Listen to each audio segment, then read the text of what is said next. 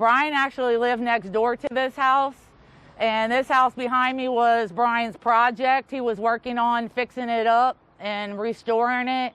And when this happened to Brian, when he got murdered, my mom couldn't really keep up with it, and we had so many things to worry about that she decided to donate this house to Habitat for Humanity. Brian Thompson was good at building, fixing things, and he loved his family. He definitely was a family man, and he loved all the kids. He loved his community.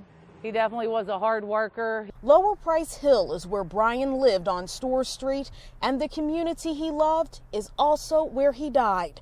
Not only are Brian's mother and siblings hurting, but his kids have had to grow up without their dad. It's been 9 years. Mackenzie was 7 months old the day that it happened. She's 9 years old now. Brian was 9.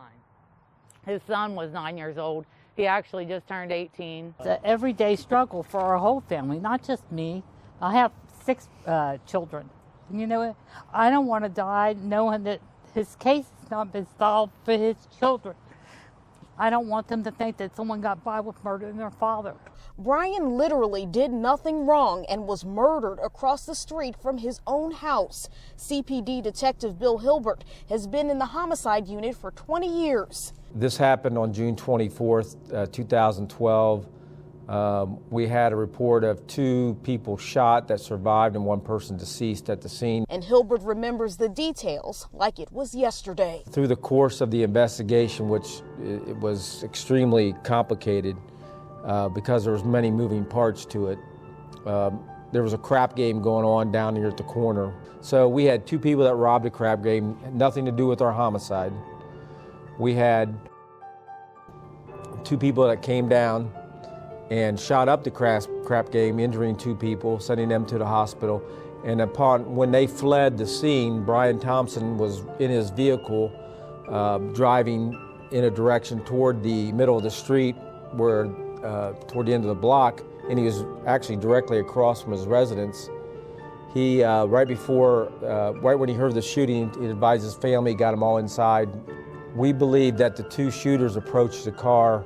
One of them apparently tried to get in the car and either was unsuccessful or something happened there where he shot one shot, striking Brian, killing him right there. Over the years, Hilbert's file on Brian grows. He's talked to every witness he can find, and like other cold cases, the homicide team revisits Brian's case. There's some evidence that we continually reevaluate. As a matter of fact, one of the criminals came up to me today who's going through some evidence recovered to see if anything can be, as we call, freshened up or looked at again. That's the encouraging part, because stuff like DNA,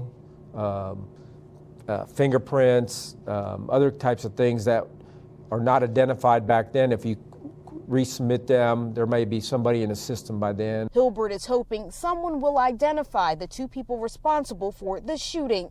I know the family gets information all the time, and it's frustrating because then when we follow up on it, the source of the information will not talk to us. And that's frustrating to the family. We're not here to dime anybody out or front anybody out or get somebody in a courtroom. We're just getting the information and we'll work from there. Brian's family hasn't been to stores much recently. A new family now lives in the home he once dreamed of fixing up. The family is hoping people in Lower Price Hill remember an innocent man was murdered here and speak up about the case. The pain is just like it was yesterday. I can't remember my brother for the person he was, because when I think about it, I just still think about that day every day. So it's hard. We need someone to come forward. If you see something, say something. Very important to his children, not only to me and his brothers and sisters, but to his children.